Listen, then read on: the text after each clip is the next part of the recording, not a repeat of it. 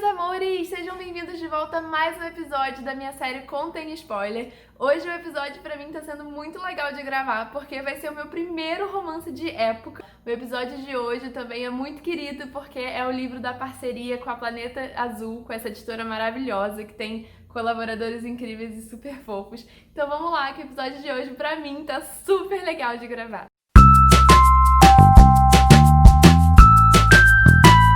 Então vamos lá, gente. Qual é a história? Eu vou deixar sempre aqui a capa pra vocês, porque no Kindle fica meio ruim, porque reflete. Então eu prefiro deixar aqui a capa pra vocês.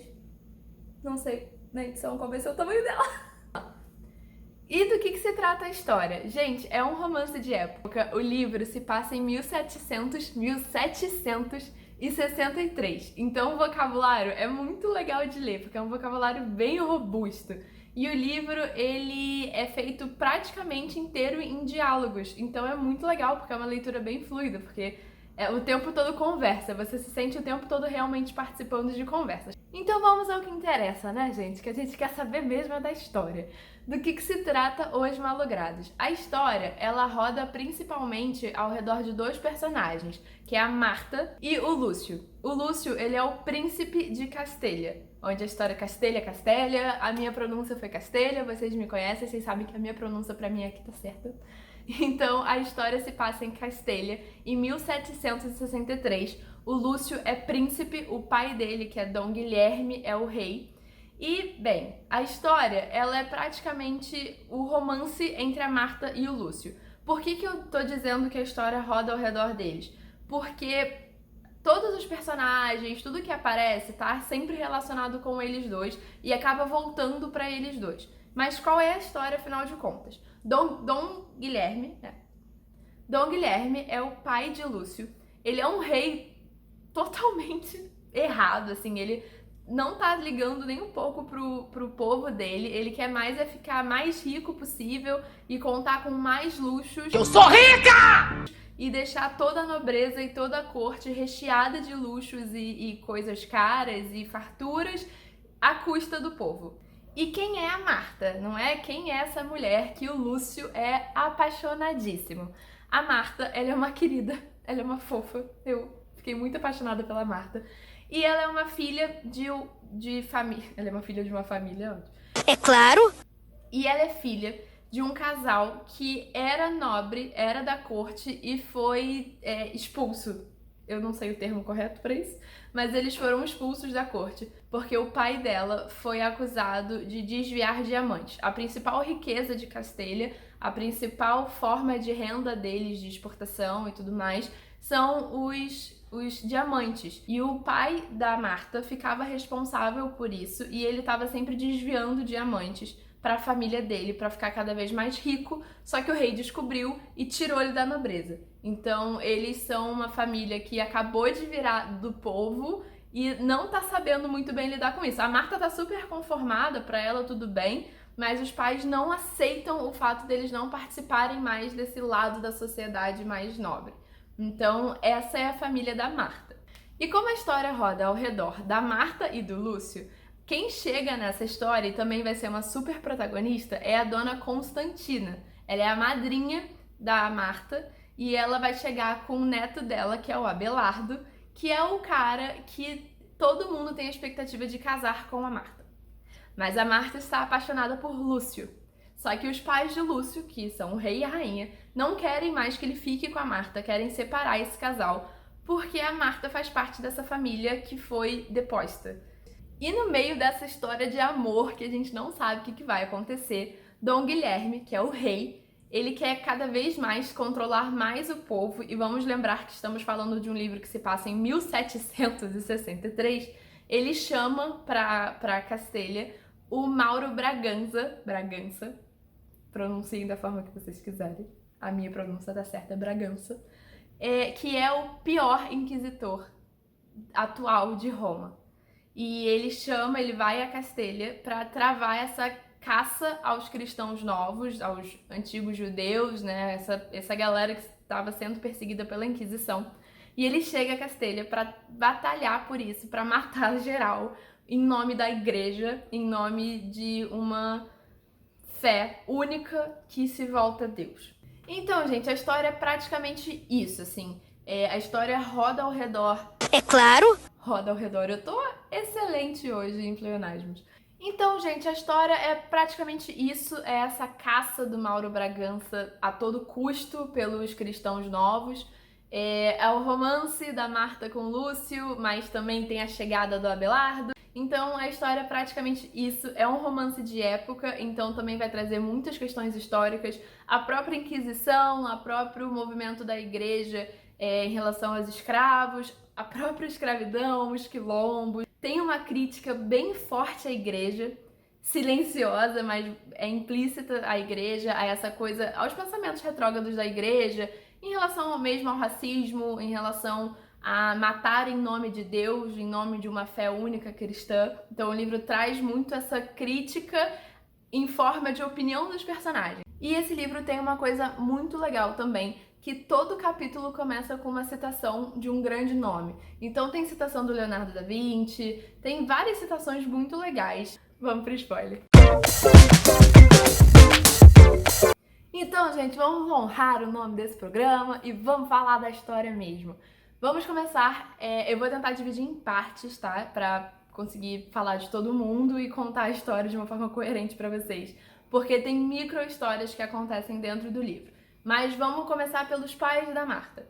Os pais da Marta são hipócritas. Falo mesmo, tá? Marta tinha que sair desse meio tóxico que são os pais dela. Porque eles querem ficar na nobreza e não querem que a Marta se envolva com assuntos porque ela tem que ser a bela e recatada do lar e a esposa submissa, mas na verdade a mãe dela tem caso com os escravos e o pai dela é um grande ladrão de diamantes que tenta roubar do rei. E ele acaba sendo pego, ele acaba sendo morto. Ah, esse livro também, é bom falar isso agora pra quem tem um estômago um pouquinho delicado como o meu.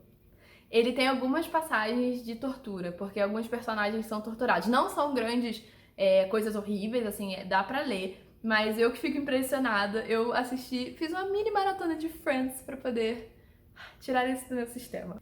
Então, os pais da Marta são essas figuras, né? Dois hipócritas. Quem é a Marta? Essa mulher maravilhosa. Gente, a Marta, ela é incrível. Ela, por ser madrinha... madrinha não, afilhada da Dona Constantina, ela acaba... Chega um momento da história que a Dona Constantina adoece e ela meio que recebe a herança adiantada, vamos dizer assim, dela. Ela ganha o direito de estar à frente das terras e de toda a responsabilidade da Dona Constantina e ela dá um show. Porque ela dá um show. E ela é maravilhosa, eu amo a Marta. E quem é a Dona Constantina? Dona Constantina é uma viúva que também é uma mulher super à frente do tempo dela. Ela tem um romance com o Marco Polo, que eu confesso que toda vez que eu lia, eu pensava Marco Polo da Brincadeira da Piscina, porque não temos maturidade. Mas ela teve um romance com o Marco Polo, que é o principal capitão do exército de Dom Guilherme, e ela acaba recuperando esse romance, e é muito fofinho, porque o Marco Polo é louco por ela. Mas como ela tá muito à frente de muitas coisas e travando mesmo uma batalha contra a igreja, contra o Mauro Bragança, ela meio que não dá muita bola pro Marco Polo, mas no final eles ficam juntos e eles casam, e é muito legal. E ela vai pra Castelha, principalmente, é claro que pra visitar a Marta e a mãe dela, que são as afilhadas, mas porque ela tem uma filha perdida, que ela tem certeza que está em Castelha. E ela vai atrás dessa filha perdida. E já adiantando pra vocês, ela acha. E eu vou falar da filha dela, que é a Marina. E o grande romance dessa história, será que a Marta e o Lúcio ficam juntos? Será? Não, gente, eles não ficam juntos. Rola um super desencontro, porque a Marta decide que ela vai dar bola pro Abelardo, pra meio que o povo sair do pé dela, pra todo mundo achar que ela vai casar com o Abelardo, pra ela poder meter o pé e fugir com o Lúcio. Só que é bem Romeu e Julieta mesmo, porque quando ela vai avisar pro Lúcio que esse é o plano dela, o Lúcio já caiu nesse papo de que ela tá com o Abelardo, e aí ele fala, então tá bom, então fica com ele aí, eu também não quero mais você, e ela não consegue explicar pra ele que na verdade é tudo um plano, e acaba que nesse meio tempo o Lúcio aceita casar com outra princesa de outro reino, e ela fala assim, então tá bom, então eu vou ficar com o Abelardo em respeito a tudo. Só que o Abelardo é um puta mão da porra pra ela, ele é maravilhoso pra ela, ele dá todo o suporte, ele entende que ela é uma mulher à frente do tempo, e então ele nem tenta prender ela a ser uma dona de casa tradicional, e ela admira muito isso nele. Então ela casa com o Abelardo e se apaixona loucamente pelo Abelardo. E chega um momento que o Lúcio meio que cansa disso e ele faz um duelo com o Abelardo pra casar com a Marta. Ele ganha. Só que a Marta foge do castelo, porque ela realmente se apaixonou pelo Abelardo. O Lúcio, ele é totalmente contra o governo do pai dele, porque ele tá vendo que o pai dele é um péssimo rei, que o pai dele tá fazendo as coisas em benefício próprio, então ele quer se tornar rei pra tirar o pai dele. Ele acaba escrevendo uma carta pra França, que é a supremacia de Castelha, falando todos os absurdos que o pai dele tá fazendo, e pedindo pra que venha um primeiro-ministro, meio que pra tomar conta, pra botar as coisas em ordem, porque as coisas estavam bem bagunçadas. E o pai dele acaba metendo o pé, o pai dele some, fica praticamente o livro inteiro sumido, e o Lúcio se prepara pra virar rei, e no final da história ele de fato vira rei, e ele fala que realmente o casamento que ele precisa pra vida dele não era Marta, era se casar com o povo de Castelha. Porque a vida dele era ser rei, ele estava predestinado e ele tem muito dom e ele tem muito jeito pra isso. E vamos falar do personagem que eu mais tive ranço em toda a minha vida como leitora, que é esse baca desse Mauro Bragança, que é um idiota, tá? Que ele mata todo mundo em nome de Deus, como se fosse isso que Deus pregasse, como se fosse essa a função da religião na vida de uma pessoa. Ele é um inquisidor e ele captura, inclusive, o Jonas e a Isabel, os meus babes, mas, enfim. E ele acaba descobrindo que ele tem fé judaica, porque a Marta descobre um livro que tem... Ela descobre que ele é adotado e descobre a origem da adoção dele e percebe que ele foi adotado justamente porque os pais eram judeus e meteram o pé e deixaram ele para ser adotado para ele tentar uma vida melhor, para não ser perseguido por ninguém. E quando ele descobre isso, para ele é a gota d'água, ele é um babaca, porque ele acaba matando todo mundo, né? Ele mata 60% da população e os outros 40% acabam falindo por conta disso. Então a Castelha passa por uma super crise de alimentos, enfim, de riquezas, e eles estão estabelecidos numa crise e o querido do Mauro está contrabandeando comida, deixando o povo passando fome, porque ele quer comer do melhor sempre, do bem, porque ele quer sempre um banquete todo dia no café, almoço e janta, porque ele é um idiota. Eu tenho ranço dele, acho que ele foi um dos personagens que eu mais peguei ranço na história da literatura. E aí ele acaba descobrindo essa origem judaica dele, graças à amada Marta, e aí ele não aguenta, ele acaba soltando todos os presos que ele ainda não matou e se enforca porque ele não aguenta essa origem dele, porque ele sabe que se tudo isso for à tona, ele vai ser mega perseguido e mega torturado, e só de pensar em sofrer as torturas que ele submeteu os outros, ele não aguenta e ele se mata. Ele prefere esse castigo divino do que qualquer outra coisa. E o último personagem que eu quero comentar aqui pra vocês, também é um personagem que eu peguei muito ranço, que é o Floriano. O Floriano, ele é o maior alfaiate de Castelha, ele é muito rico, e ele acaba virando o braço direito do Mauro, porque ele quer, porque ele cisma que ele tem que entregar o Jonas e a Isabel pro Mauro. Ele cisma que eles são judeus, ele tava certo, e ele quer entregar muito. E acaba que ele fica muito fissurado por isso e ele acaba passando 20 horas por dia nisso e as outras 4 costurando. E a mulher dele, que é a Marina, lembram da Marina? A filha perdida da Dona Constantina. Ela acaba, né, ficando abandonada e ela acaba tendo um caso com um dos...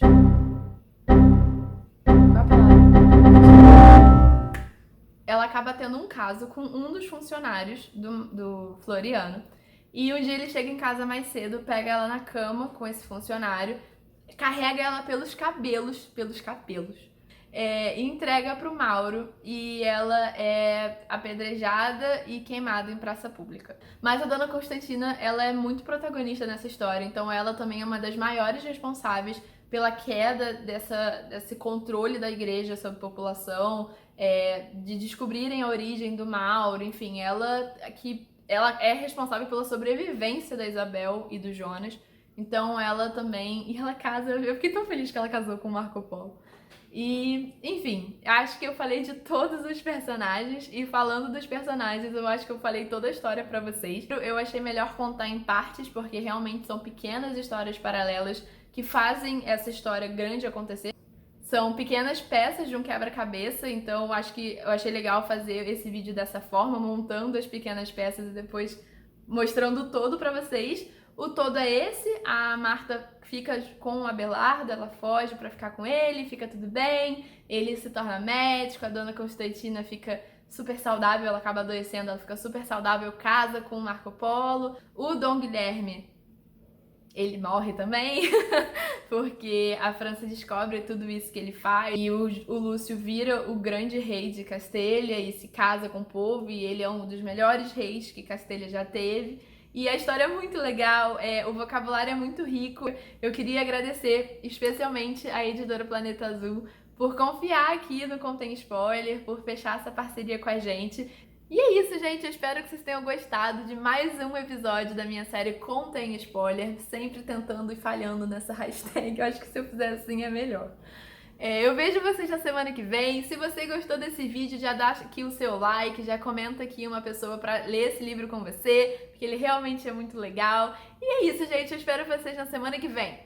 Um beijo!